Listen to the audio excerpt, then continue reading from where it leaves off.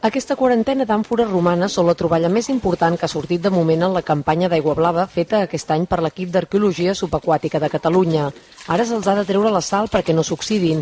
Mai se n'havien trobat tantes en aquest jaciment i això reforça la hipòtesi que diu que per la zona hi ha enterrat un vaixell del segle X abans de Crist. Les àmfores anaven plenes de vi del Maresme i el vaixell que les transportava hauria sortit del port de Mataró direcció a Narbona.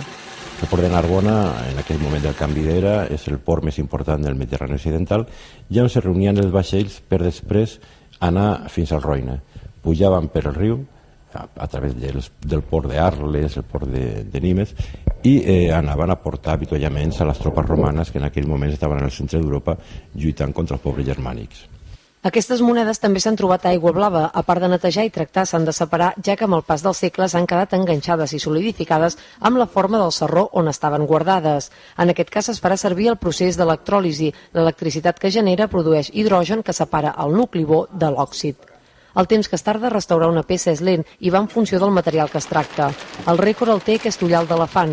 Es va trobar en un lloc que es vol mantenir en secret de la Costa Brava i porta gairebé 10 anys en procés de dessalació.